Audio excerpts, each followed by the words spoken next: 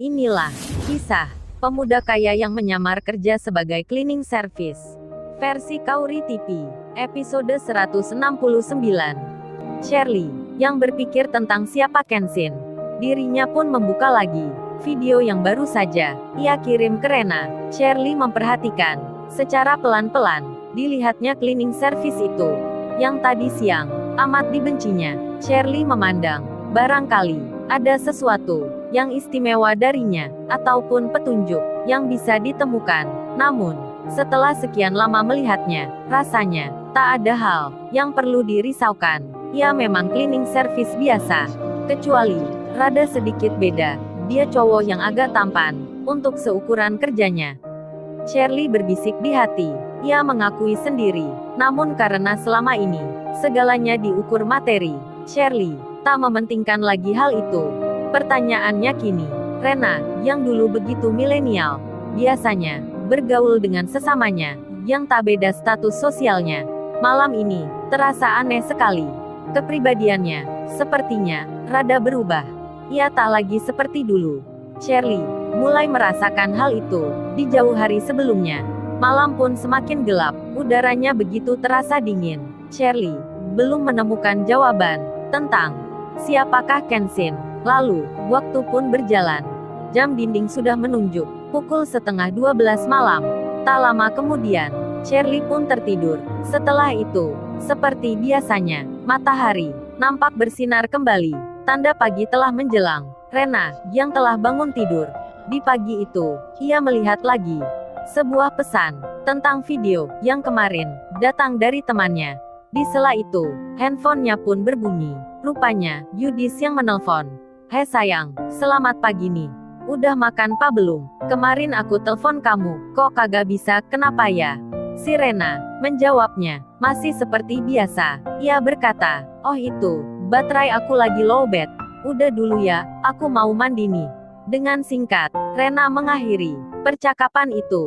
Yudis pun menyahutnya, "Oke say, jangan lupa makan ya." Si Rena, dengan raut muka yang tak suka, sambil melihat handphone, ia menjawab, "Iya, makasih ya, Yudis."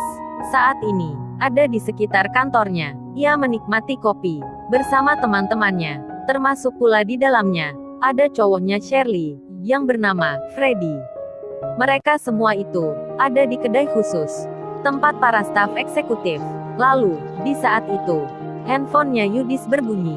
Rupanya, pesan WhatsApp telah masuk.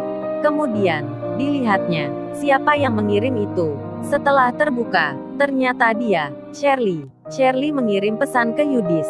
Ia berkata, bahwasannya hari ini, dirinya tak bisa masuk kerja, karena merasa masih lelah. Untuk laporannya sendiri, yang tentang meeting kemarin, akan dikirim lewat data internet saja. Shirley itu pun, lalu melanjutkan. Ia bicara dalam pesannya ke Yudis. "Hey Yud, untuk masalah cleaning service kemarin, baiknya, lu kagak usah lanjutin aja deh. Kagak usah kesana, bikin perhitungan, kan itu sudah ada videonya." Yudis pun membalas, "Loh, emangnya kenapa Lin? Kan kemarin itu, cuman pemanasan." Lalu, Shirley menyahutnya, "Ini Yud, soalnya, dia itu, kayaknya ada yang aneh gitu. Sulit dijelasin, dengan kata-kata, percaya aku deh, lu batalin aja, kagak usah dilanjutin."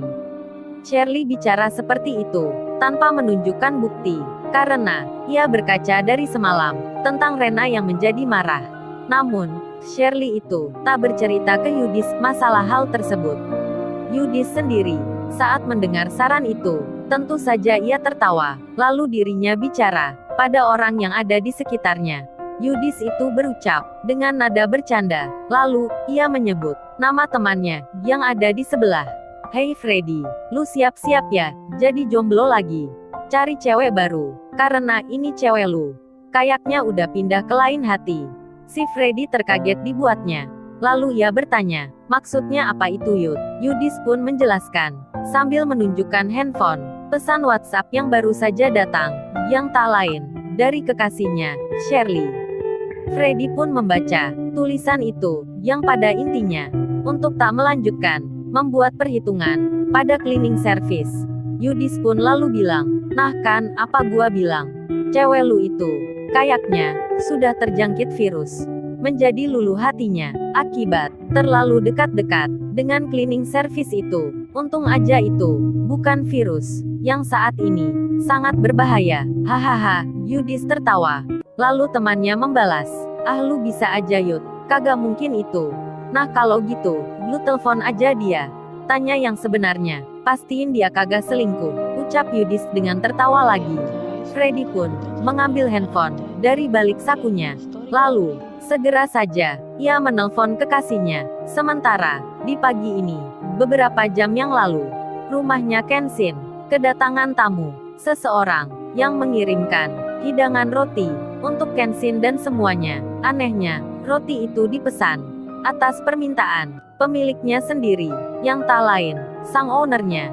Kini, di ruang tamu, Iwan bersama Kenshin terlihat sedang menikmati. Iwan pun bicara, "Sungguh, inilah pertama kalinya makan roti pagi dari pemilik restoran. Ini terasa sangat spesial sekali." Iwan menyindir Kenshin. Kenshin pun hanya tersenyum, meskipun ia tak menyangka akan datangnya hal ini. Si Rena sendiri, yang ada di rumahnya saat ini, dengan gadgetnya, ia mengitari sebuah toko di aplikasi ternama, toko yang menjual makanan dan minuman secara online. Setelah mencari-cari, si Rena, yang tak lain, kekasihnya Yudis ini, pada akhirnya menjatuhkan pilihan pada sebuah restoran yang baru dibuka belum lama ini, yang mana tempat itu menjual makanan pagi yang berupa roti. Setelah dirasa hal yang dicari sesuai seleranya, segera saja si Rena memesan. Ia menulis apa saja menu yang dibeli. Setelah itu, dicantumkanlah alamat, nama, serta rumahnya sendiri.